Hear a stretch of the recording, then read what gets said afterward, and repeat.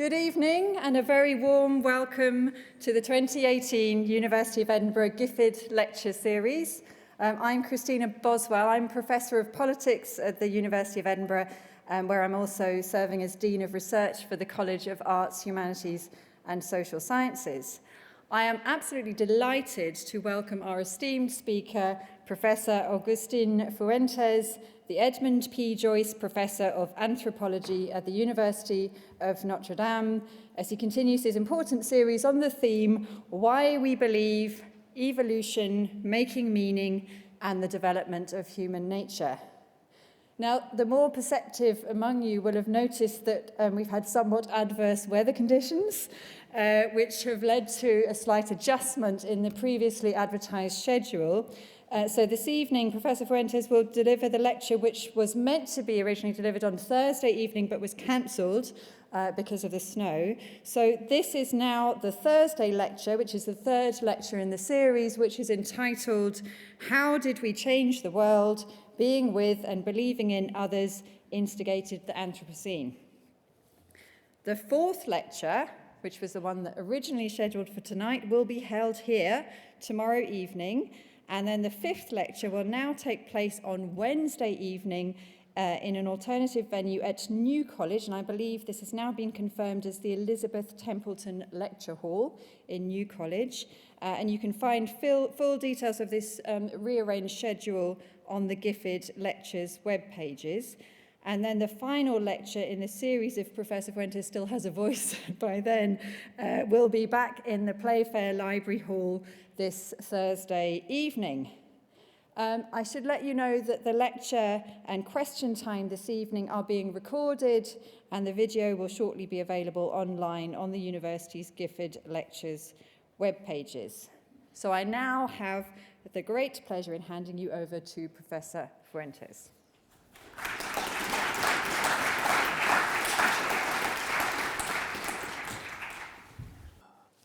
Thank you all for coming out for this third lecture in the slot of the fourth lecture, which is now the third lecture again, and for bearing the weather. It seems to have returned to normal, just as cold, gray, and drizzly.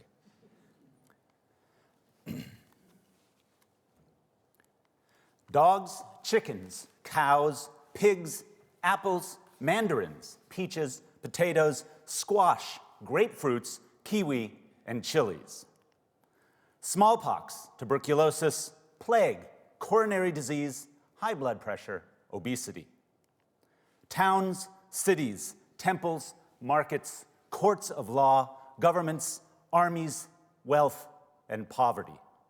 None of these things were part of the human experience prior to the most recent phase of our evolution. In fact, most of them did not even exist for 99% of human evolution, only coming into being or into relevance in the last 10 to 12,000 years.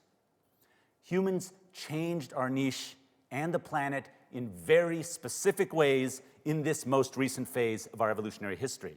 And I will argue here today that unraveling the details of that specific process is critical to any true possibility of understanding why we believe what and how we do. We know that the human niche, our way of being in the world, our Umwelt, took shape over the last 2 million years. It started slowly 2 million years ago with feedback between behavior, physiology, neurobiology, bodies, and ecologies, reshaping what our ancestors looked like, how they acted, and those patterns of change picked up speed as we draw closer over the last 2 million years to the current day. Initially, our niche, the human niche, developed via heightened abilities for cooperation and collaboration, resulting in avoiding predators, making and sharing stone tools, a widening of dietary options, communally raising young, the emergence of a deep compassion, and the initial stages of shaping human ecologies. By 1 million years ago, populations of our genus Homo were spread across Africa and much of Eurasia, fanning out and exploiting new landscapes, developing new approaches to deal with the challenges all of these diverse environments brought. By 400,000 years ago, populations of our genus had connected with fire to alter stones, wood, food, and to change night to day.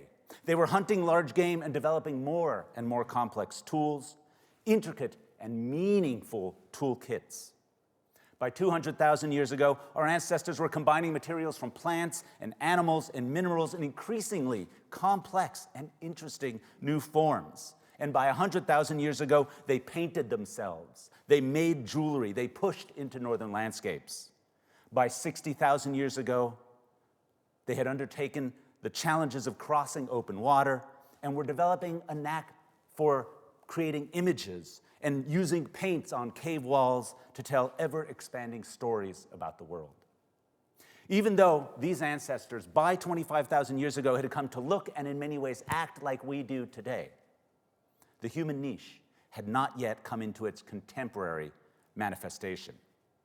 It is over these last 15,000 years or so, the magnitude, diversity, and impact of humans' relationships with an increasing array of other species and amongst ourselves transform bodies, societies, and the global ecosystem at a pace outstripping everything before. It is in this time period that we see the emergence of significantly more complex and deeply multi-species human communities. This is the development of domestication, storage, and new modes of social structure, and this enabled the rise of particular conceptualizations and practices of both property and identity, which in combination with expanding patterns of inequality created radically novel landscapes of human experience and thus shaped human belief. These landscapes set the stage for what we now term the Anthropocene, the age of the humans, and our contemporary niche. A niche that includes an elaborate array of novel options for compassion, novel options for cruelty, for belief, for hope, and unfortunately, for despair. And it all begins with a new set of relationships between humans and the world. Domestication. Domestication is generally seen as the modifying of a plant or animal species such that the traits become more accessible for human use, that we accentuate the benefits of particular traits. For example, in the case of wheat or rice, it was the reshaping of the grains in the plants themselves, so the grains become less likely to fall off and thus more manageable, making the plants reliant on humans to collect the grains and to propagate the next generation. In the case of other animals, such as goats or cows, it was manipulation to develop smaller and or more tame breeds that stayed in and around human settlements, that learned to communicate effectively with humans, or at least to understand core instructions from humans, and grow fast, providing meat, milk, skin, bones, and other items for human use. However, and importantly, domestication is not just an act of control over the bodies and lives of other organisms. Domestication is actually a process that at its core is an act of niche construction, involving two or more species mutually reshaping one another.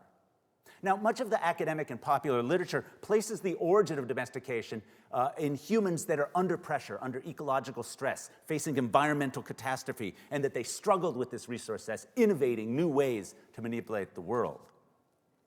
Turns out, this is probably not how domestication began.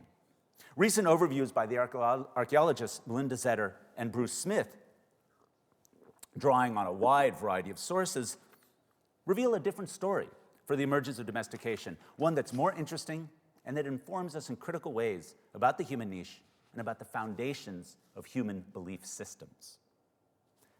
Between about 20,000 and 8,000 years ago, human populations began to develop larger settlements with more cohesive residences, either joined together or just clustered over short distances. These developing villages were often located in resource-rich ecosystems, not stressed ecosystems. They may or may not have been permanent settlements, but they appear to be occupied across much of the year. And the human populations exploited the areas around them, which included a high density and diversity of plants and animals that could be used for food, for tools, for art, and for clothing. Across every part of the planet where humans roamed, at least some populations developed more settled communities with resource management systems for their surrounding landscape in this time period, starting 20,000 years ago or so. These resource management systems included the selective use and harvesting of wild plants and animals, and an increasingly and habitual reliance on particular sets of behavior that tied the human lifeways to the lifeways of the plants and animals. While not yet domestication, as we know it today, these relationships between humans and other species were a mutual process of interreliance, and they left marks. They left marks we can see in the soils. They left marks we can see in the species compositions of forests, in the patterns of bones of animals, and in the bodies and materials left behind by the humans themselves. Domesticatory processes arose out of the recursive interactions between humans and others, wherein the other species became more than simply food or tools for the humans. They became central components of our physical and perceptual realities, morphing into integral parts of the human niche into our Umwelt, much as stone tools and fire had done earlier in the human evolutionary story. There's a difference in relationships between foragers and hunters and domesticators as they relate to plants and animals. In the forager context, the relationship can be deep, mutual in interactions and of knowing one another, with the humans extracting what they need and the other species responding to the predation pressures of the human. But as domesticatory processes emerge, such relationships move beyond the predator-prey interactions to one of more direct and intensive mutual reshaping of bodies and lifeways. Over generations, domesticatory relationships created strong feedback loops that reshaped humans and other species in distinctive directions. In many cases, augmenting the human returns on investment in the care and guardianship of the other species, concomitantly creating greater reliance on humans by these other species. Think of our deep and tangled and complex relationships with dogs, cows, sheep, chickens, rice, wheat, and potatoes. With domestications, deep partnerships across species lines became a central component of the human niche, structuring the material and perceptual templates for belief. The first evidence of the patterns of relationships that we can clearly call domestication are dated to more than 12,000 years ago and become more and more common as we approach contemporary times. The evidence is quite robust and reflects significant changes in the shapes of seeds, fruits, roots, and plant bodies, in the legs and bone density and sizes of animals, and in the bodies and lifeways of humans. Note that the origins of different domesticatory relationships are found across the planet. There is no one single origin for domestication. It is in fact an outcome of the human niche over multiple populations, ecologies, and locations. Also, consider that the specific animals and plants that entered into this relationship have moved from their original points of domestication as humans moved, traded, and commingled across the planet. Think of what you've interacted with today. For example, almost everyone in this audience has had either coffee or chocolate or tea or potatoes or wheat or grains of other sorts, eggs, bacon, oats. All of those things are from multiple origins around the planet. Today, we, humanity, share globally the benefits of the innovations and efforts of hundreds of ancestral populations of humans and their mutual engagements with hundreds, if not thousands, of other animals and plants, structuring, affecting, influencing the templates for belief. To give a hint of how this happened and why it's important in influencing, and how it's important in influencing the sort of why and how we believe, let me provide two very brief examples that I think offer some insight.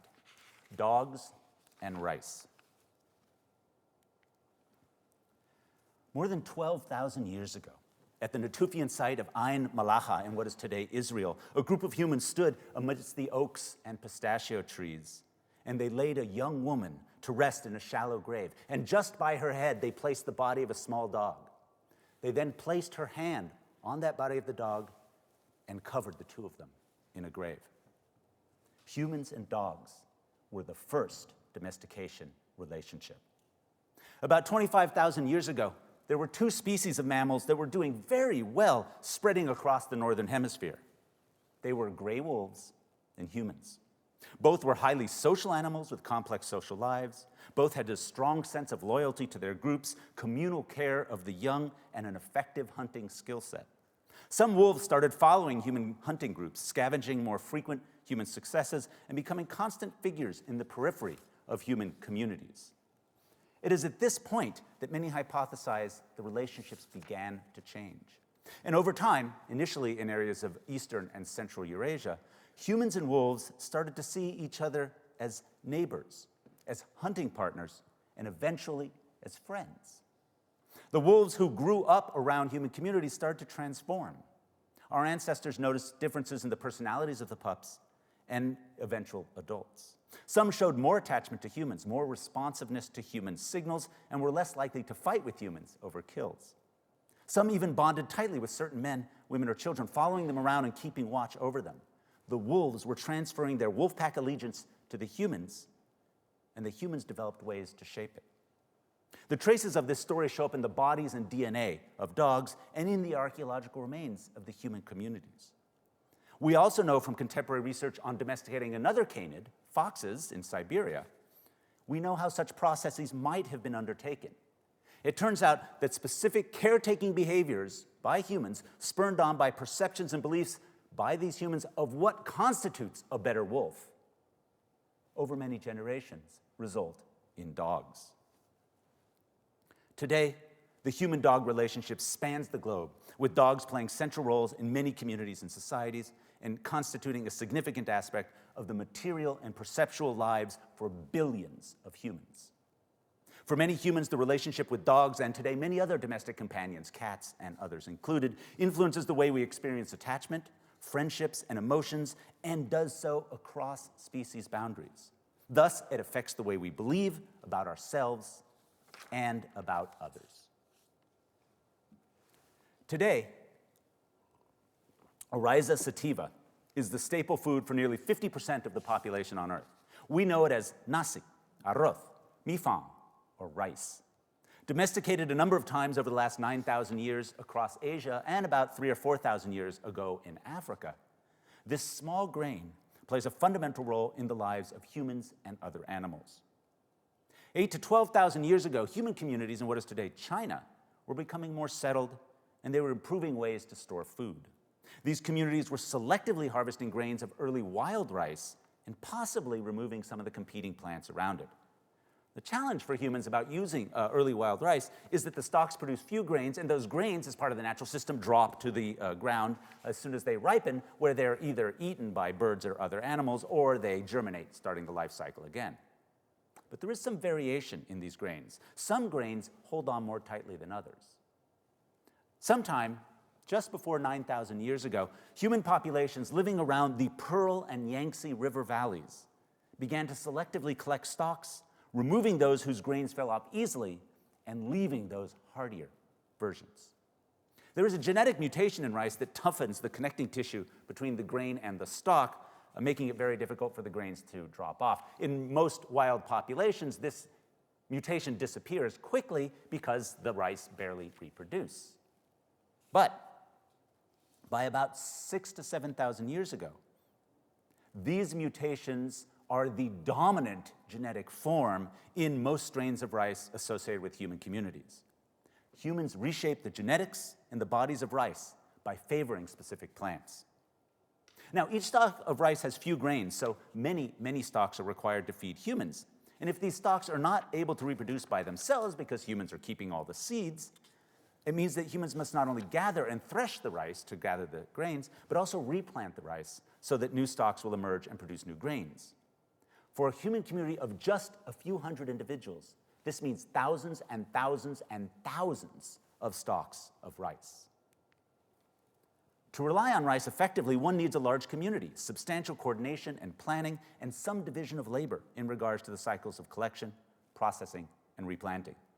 The human domestication of rice reshaped the plant's body and lifestyle, but at the same time, the reliance on the plant restructured aspects of human labor and social structure.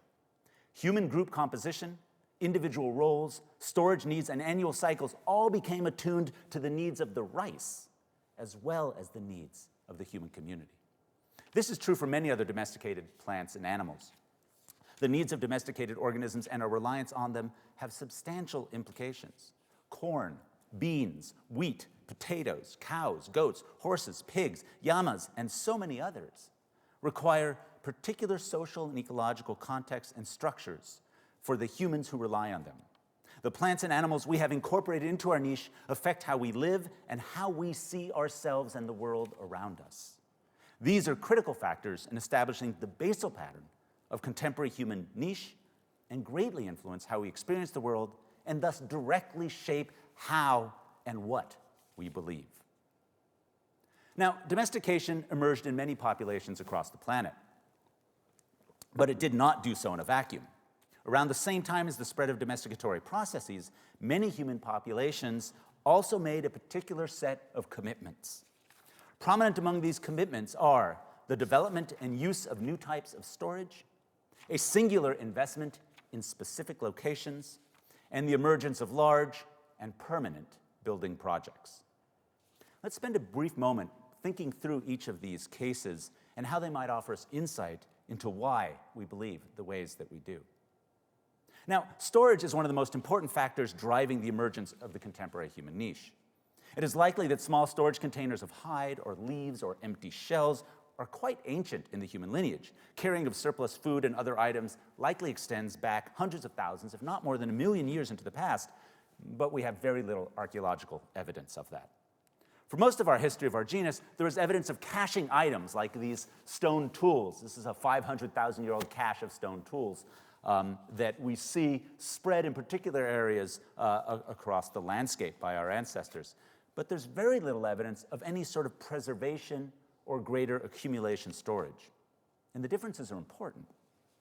Accumulation storage indicates the ability to generate surplus amounts of the item being stored, and preservation storage suggests sufficiently advanced technology or insight to develop modes of storing accumulated items beyond their normal period of usefulness. Think of drying meats or fruits or seeds and storing them in sealable containers.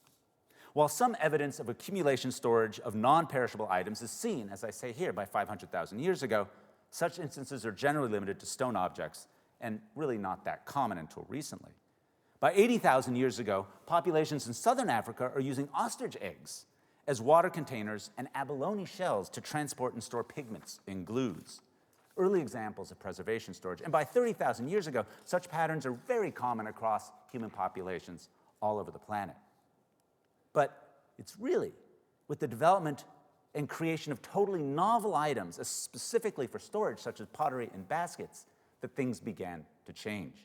Now, the oldest evidence we have for baskets is about 27,000 years ago, but it is likely that they are older than that. Some of the figurines that predate 27,000 years ago actually look like they may be wearing or carrying baskets. But we don't have the actual baskets themselves. Regardless, by 8,000 to 12,000 years ago, around the same time as the initial explosion in domestication, various ceramics, pottery, containers or other items made from clay but hardened by heat, become common in many human sites. And really, it's with the commonplace use of ceramics that patterns of storage and their implications shift dramatically. Once items of value can be A, stored, B, preserved, and C, accumulated, new types of economic relationships within and between groups can emerge.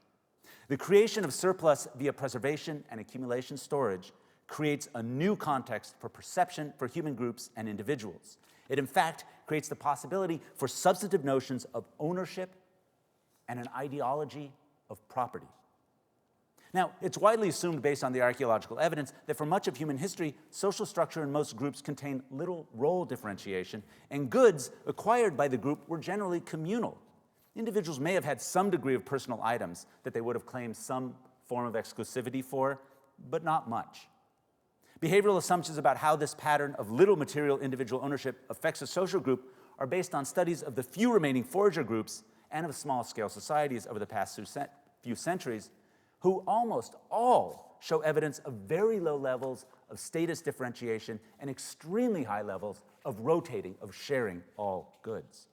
And in most archaeological sites older than 20 to 30,000 years ago, whether in graves or in the residences or in the work areas, there's almost no data, or very little data, to support any significant differential treatment of individuals based on accumulation of material goods, reflecting differentiated status or roles. So while societies with little role differentiation and largely communal sharing of goods are usually called egalitarian, I want to caution against using this term because most people have dramatic misrepresentations of what this means. Egalitarian, when applied to ancestral human social structure, is not a statement of principles and politics of equal rights. It's merely a description of social and economic practices. It does not imply a form of idealized utopian past without discord or conflict. When I say our ancestors had egalitarian social structure, it does not mean they ran hand in hand, skipping through the daisies. They did not. There was most likely discord, conflict, and violence within and between groups around issues of use and access to resources, around feelings of inequity and deprivation, and over leadership. But a very diverse and robust body of data supports the assertion that a general pattern of economic egalitarianism, one that reflects a preponderance of shared goods, of minimal economic role differentiation, and of a lack of differential accumulation of or political control over goods, characterized the majority of human populations until the last 10 to 12,000 years ago. However, once storage becomes a prominent part of any population's toolkit, one can see how accumulation and preservation might increase the value of goods and expand the range of structural options for differential access to and control of those goods. Such patterns alter egalitarian economic structures and perceptions of resources. This type of storage creates opportunities for new types of commitments, new perceptions, and new beliefs about ownership and about property. Another of the core commitments that show up around this time is that of being locked in to a specific location or locations. We often call this sedentism. Once a population or set of populations becomes heavily invested in a specific species or set of species, be it rice or wheat or goats or cows or something like that, once those make up a large percentage of the nutritional and energetic return of a population, the social and ecological structures are molded by the needs and requirements of successfully facilitating life and reproduction of these other species. In the case of agriculture, this can entail specific residential patterns, increased need for a larger labor force, as we've already discussed with rice, and the particular division of labor in regards to planting, tending, harvesting, processing, and eventually storing, guarding, dispersing, and replanting. In the case of animal domestication, this can create new structures of need that must be met by social actions of the human groups, meeting the food, care, reproductive requirement needs, ensuring protection from predators, and possibly housing or encasing animals, and the processing and extracting of nutrients and other goods from the bodies of animals become obligatory pressures in the human niche for those populations undergoing domestication. Once fully formed, disrupting such relationships of investment risks nutritional and social collapse. So, these deep investments in space, place, and other organisms locked humanity into a world where we are never alone, never without intensive obligations to other species, as central to the core of what enables us to live. It should not surprise anyone that this also brings with it a strong tendency to incorporate those other species and those patterns of obligation to specific economic structuring of the society into the worldview, the perceptions, and thus the beliefs of human groups. Now, it's important to note that many human groups and populations throughout the last 10,000 years avoided getting overly invested into one or a few species of plant or animal. Many remained foragers. However, most of those forager populations did not live in a vacuum. They often interacted, intermarried, traded, and exchanged with sedentary or domesticatory groups, making such relationships critical aspects of their own ecological and social systems. Over the past 8 to 12,000 years, the effects of the experience and expansion of investing in domestication and agriculture and sedentism had ripple effects reshaping our entire species, even those humans who did not make the domesticatory commitment. Sedentism, facilitated by a substantial expansion of a particular form of human collaboration, the building and maintaining of material structures, created a whole new suite of opportunities. Initially, the new structures were dominated by group residential structures, living spaces for multiple members of a group, but eventually, larger and more diverse structures with multiple purposes emerge. Early villages contain evidence of multiple rounds of rebuilding, expanding, and collapsing. They actually reveal a new relationship between human groups and specific locations, one of permanent residence, of human curated and materially constituted places, and the potential for the creations of novel forms of identity associated with such places. For much of human history, groups used the same areas across generations. Whether they were foraging and hunting, they would see mountains or trees or streams and form associations with these places. Now, some places they use repeatedly for camping or particular hunting grounds, and maybe they form some sense of identity or association with those, but one would not expect it to be so dramatic. Now, with cave paintings, which begin about 64,000 years ago, we could see maybe a stronger sense of identity because of the restriction in locations and access and the need for light for caves. But even then, we're still likely talking about different types of association than we have with large-scale permanent residences for large communities. The commitment to Sedentism makes a difference. In this period is when so many transitions are occurring, there emerges what we could call the first evidence of large-scale monumental architecture. One of the earliest known examples illustrated here in an artist's reconstruction is Göbekli Tepe in what is today Turkey. This is a large mound site with multiple of these sort of constructions with these pillars. There's over 200 stone pillars and constructions at the site. Each of the stone pillars averages about 6 meters in height and weighs up to several tons. The site was developed and arranged over a period of a few thousand years, starting at about 11,000 years ago. The stones for the pillars had to be quarried, shaped, and moved to the location from between 100 meters and half a kilometer away. This is really impressive. This kind of activity would have required, at minimum, hundreds of people working in coordination across many, many generations. However, and very interestingly, nowhere across the 2,000-year history of this site is there any evidence for broad-scale residence at the site. The people came from elsewhere to build this. What was this site for? Many have suggested it was a ritual center. That's the old archaeological go-to. If we have no idea what it is, it must be ritualistic. Possibly a center of organized religious activity. There's no way to confirm or refute these assumptions. Regardless, it is clear that the groups of humans came together and created a very specific human place. And they obviously cared a great deal, enough to invest significant energy, time, and effort across centuries. This required coordination, role differentiation, and, very likely, some form of sincere belief that these actions had some greater meaning than the materials or the final product. Göbekli Tepe is not a one-off. Between about 10,000 and 6,000 years ago, alongside the development and expansion of these domesticatory practices, the appearance and growth of villages and towns, and the emergence of more diverse and complex modes of storage, humans start building places, often monumental in scope, that are neither residences nor storage facilities.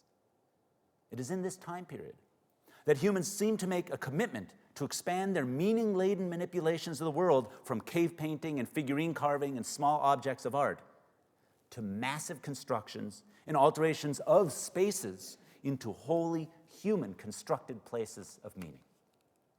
We're quite secure in arguing that what we might call sacred spaces and objects are evident deep in human evolutionary history, and we can debate what sacred might mean in the Q&A. However, by 10 to 12,000 years ago, humans around the planet are indisputably constructing, maintaining, and using places that materially, on a very large scale, reflect some form of complex, coherent, and coordinated belief systems.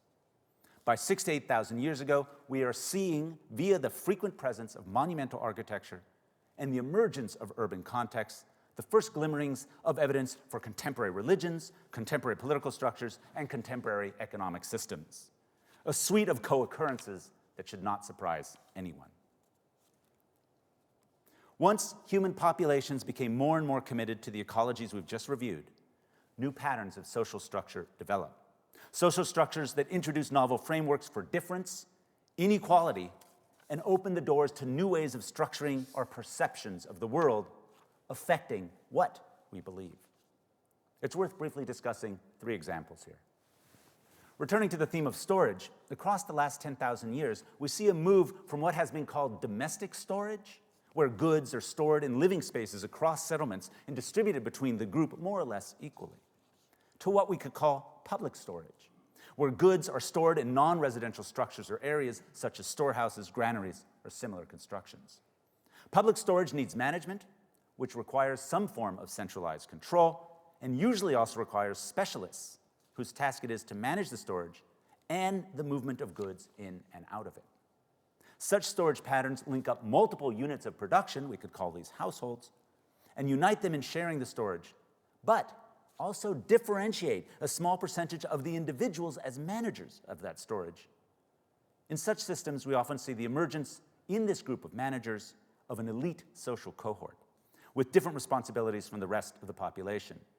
Rules and processes of management and distribution also come into play. And these are often codified via rituals or other types of ceremonies that create a specific set of roles for individuals to officiate and coordinate these activities. The cycles of storage, surplus management, and the creation of elites and the expansion of the overall system is observed in many human populations across the planet, particularly in the last 4,000 to 8,000 years, as populations increase in size, complexity, and density.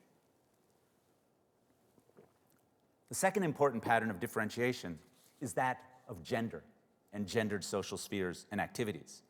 Now, there were gender differences in the past, but we do not know what they are because they left little evidence at all. We have almost no clear evidence of socially constructed roles for the sexes.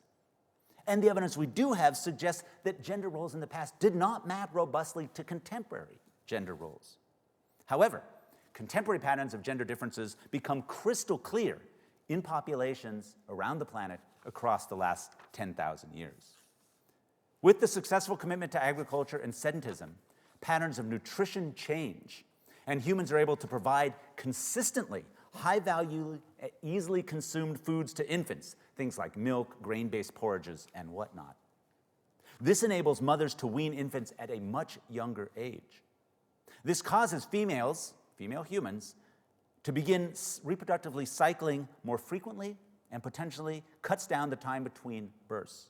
For example, there's very good evidence that the shift in interbirth interval, the time between births, frequently drops from about 5 to 6 years in forager populations to as little as 2 or fewer years in agricultural and urban populations. Such a shift, combined with changes in residence patterns, at the same time we see, remember I referred to households, a breaking up of larger communal clusters into smaller households. So with this change favoring smaller household units, and thus fewer caretakers for the infants, changing aspects of adult female mobility and activity emerge. And females, especially reproductively active women, become, at least perceptually, if not physically, more tethered firmly to the domus, the household. At the same time, in many, but not all agricultural and many pastoral societies, the styles and patterns of work needed to create and manage the landscapes of villages and the planting of large-scale crops, and particularly the management of large herd animals, favored certain aspects of juvenile and adult male physicality and flexibility of movement, leading males to be more allied with the public sphere outside the domus. While this is a gross generalization, there are many, many counter examples of this. It is a pattern that emerges with increasing consistency across the last 6,000 to 8,000 years. So across the last 8,000 years or so, this general trend of increased gender differentiation in roles morphed into social expectations and norms, which then involved the inculcating of young males and young females in different trajectories in order to train them to fulfill these expectations, shaping anew what people believe about being male and being female. The third, but by no means only other, pattern of differentiation comes with the expansion of villages and towns into cities and the diversification of specializations. With the emergence of diverse populations, larger, higher densities, we see craftspeople as the needs and practices and economies of human populations grow. This facilitated patterns of unequal training, status, access and perspective. New and more diverse economies and population structures also mean new types of political organization. In many cases of urban populations, elites become more than managers of storage and surplus, and they begin to oversee and designate the movement of people and goods and the distribution of labor across the society. Contemporary economic patterns, particularly the exchange of goods for labor, patronage, the emergence of market-like economies, and the development of currency systems all emerge at this time and bring with them new forms of inequity as essential and necessary in their basal infrastructures and functional frameworks. This pattern and process change what and how humans believe about value, about exchange, about equity, and thus about each other.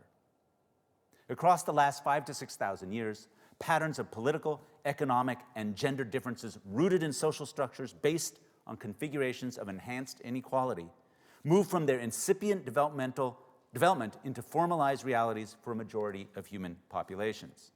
This is not only within populations, but also between them, and this opens up the space for the final novel development in the human niche that is critical to our contemporary understanding of human belief: warfare.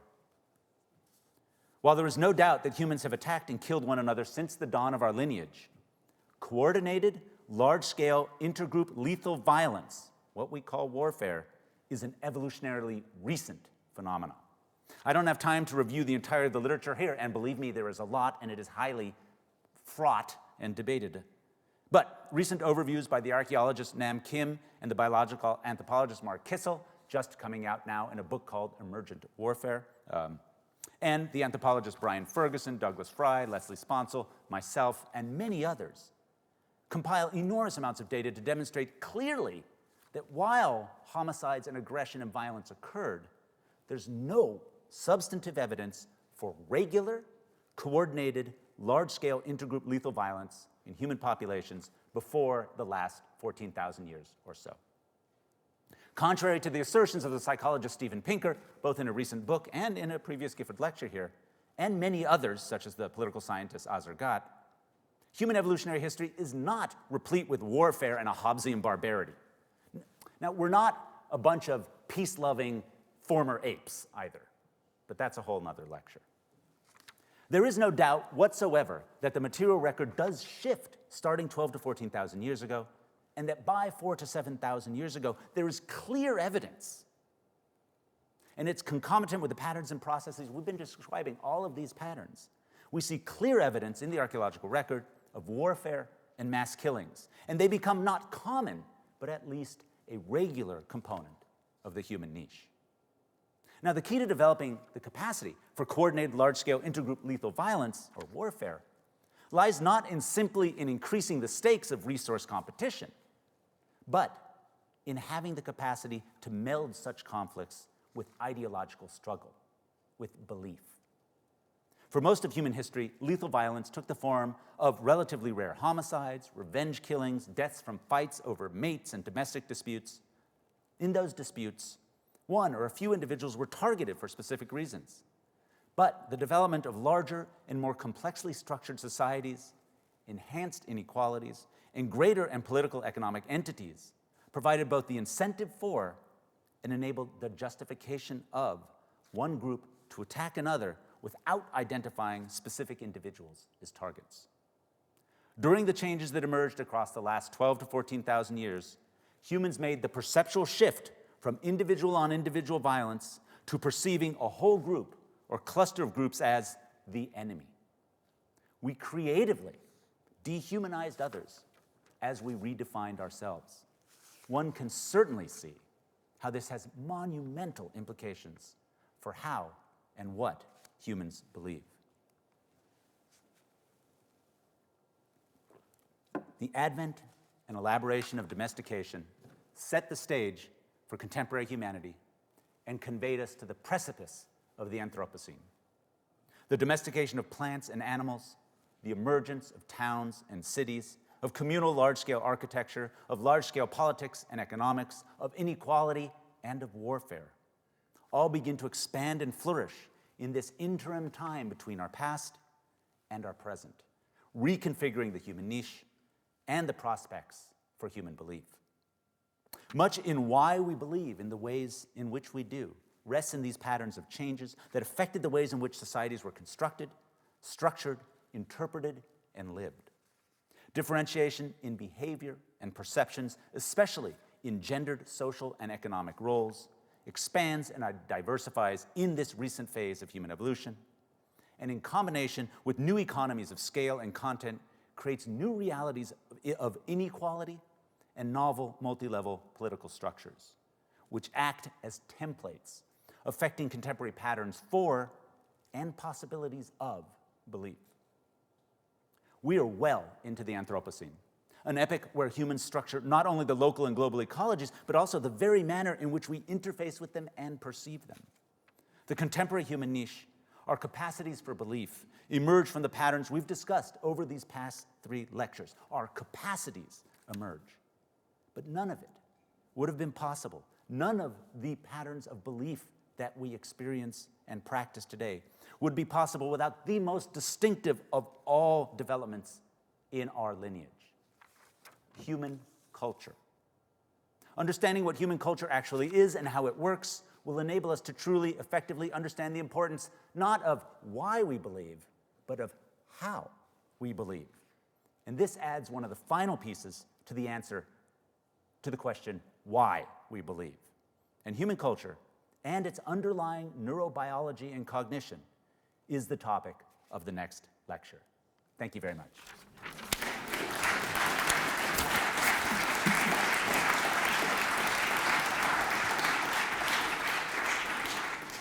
That was absolutely fascinating, combining this wonderful breadth of scope with some very, very interesting specific examples. And I especially like the role of storage as the kind of root of many of our current social evils. I don't think I'll look at my IKEA cupboards in quite the same way from now. So may I ask you to join me in expressing our great appreciation of Professor Fuentes' excellent lecture.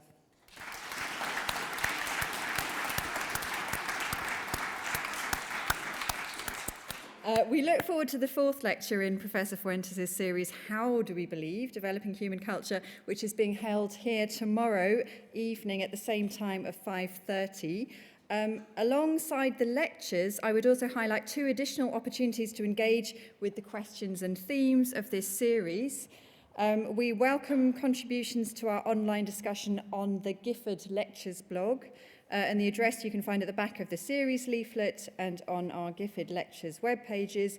And you're also warmly invited to attend the Gifford seminar being held this Wednesday, the 7th of March, keeping Professor Fuentes busy, from 2:30 to 3:30 in the Elizabeth Templeton Lecture Theatre at New College, Mound Place. And in this workshop, Professor Fuentes will be joined by Professor J. Wenzel van Hoosteen, the James I. McCord Professor of Theology and Science Emeritus, Princeton Theological Seminary, and former Gifford lecturer, as well as Professor William Storer, Director of the Center for Theological Inquiry, Princeton University, and there they will discuss questions from the audience arising from this Gifford lecture series. I would like you to speak more about the sacred space. It comes to me that came around with domestication and people making their own sacred space, separate from other species. And it strikes me too about warfare. It was very much around what is sacred. And then it becomes individual, and even like my storehouse of my goods can become sacred to me, and how that belief system changes and how it affects separate cultures and separate religions. Yeah, no, that's a very good question. Thank you. And I think it's really important to point out that everything you said is absolutely correct. But in this most recent phase, this last 10 to 12,000 years, what we're seeing is just a radical ratcheting up in scale and intensity of that same process. I think, and this is quite debatable, but if you look back, as I mentioned in the first couple lectures, I mean, even 1.8 or 2 million years ago, and you can see our deep ancestors revisiting the same spots again and again to collect particular stones, or visiting certain spots reliably, or certain areas that they would use more than others. And I think in my earlier argument about this idea, this potential notion of the aesthetic and the sense of awe in certain ways of being in the world, I would argue that that's early glimmerings of the kind of robust, sacred conceptualizations that emerge very, very, very clearly more recently. And I think, because I'm an evolutionary scientist, I look for the antecedents of these sort of full-blown potentials or properties. And so I agree with you, absolutely. And what I tried to stress, and I hopefully I did well at the final part here, is that the new landscape of place and identity, the reconstruction of the world in our own form, in our own image, if you will, radically ramps up and opens up new, deep commitment possibilities for ideology, for sacredness, for faith, for belief, in ways that I think can be absolutely wonderful, but as is evident, also quite horrendous. Thank you very much. I'm wondering if you would respond to Orlando Patterson years ago argued that all high civilizations until 19th century probably required, it seemed almost constituent, institution of slavery. And I'm wondering where you would put the emergence of institutionalized slavery in your history of the human species. That should have been, that could easily be a whole lecture and a whole chapter in a subsequent book. I think there are two, and I'll try to do this very quickly. I think it's a very good question, and particularly now, I think it's a very important one because slavery still occurs, and I think people try to dismiss it because it doesn't map to particular kinds of structural slavery that we've seen in the past. So what I think, the first part of that answer is that I wouldn't go as far to say, I think you have to be careful which kind of civilizations you're talking about. I would argue economic systems. So particular patterns of economic systems require hierarchical classification of labor. And in particular patterns of economic systems, indentured servants or slaves of different types are required for the system to function. Now, that is not ubiquitous across the human past. I think experienced a flourishing in the most recent past, but I wouldn't say that it's ubiquitous across most large-scale civilizations. Now, it depends on how you want to categorize that. So let's just put that aside. It is patterned and common recently. In the deep past, it occurs, but the conceptualization of hierarchy and inequality vary across time. And so I think we need to, rather than just talk about slavery, we need to talk about economic and political systems, about notions and ideologies of inequality, and the materials of inequality. How are they actually playing out in the bodies, right? How are they playing out in the movement, in the forced movement of peoples? And so I think the question of slavery and of hyper-inequality and enforced servitude is a very important one in human history, but I think it's often lumped together, unfortunately, in recognition of the particular horrors of recent patterns of slavery. And I think we need to extend that out if we're going to talk about the deep past and identify that, yes, most contemporary large-scale economic systems involve inequality and inequity as a central and necessary component of their infrastructure. But how that inequality and inequity is managed, developed, and plays out, I think is highly variable. I was particularly interested in, though, the kind of slavery that involves the dehumanization of particular groups or tribes or peoples, a kind of sharp differentiation within what we would think of as the species. Right. So, the problem is a chunk of the earliest examples are archaeological without textual evidence, right? So we can look at the bones and the bodies and look at some impacts, and you see enough variation in there that I think this recent, for example, the history of slavery, of the European slave trade, and I'll use the example of the slave trade in the United States, and the long-lasting and negative, highly negative impacts on perception, ideology, and belief that has had, I would think that level of dehumanization and horror is not necessarily the only way in which processes of inequity have played out over time. I was interested in when you talked about the sacred space again, but it occurred to me that I'm going to make a comment a bit on the distinction between a sacred space and the sacred space, because you can see that in some ways it's kind of ambiguous the way you were talking about it. You go back to this particular place, but we have sacred spaces everywhere, and you can see the sacred space becomes a problem at the moment because there are certain places like Jerusalem and others that are really problematic in that way, and others and other places are just sacred. Right. And whereas I say religious orders, for example, like the Benedictines and others, both have a sacred space, but the vow of stability is in this space. Right. And I just wonder if you could comment a bit on that. So I absolutely agree, and I think that's very important, and I think the example of Jerusalem is a particular one about how this sort of deep past and these evolutionary processes have a direct application today, because the difference that emerges in this period with the things like the construction of Göbekli Tepe and these others is the whole creation of human place.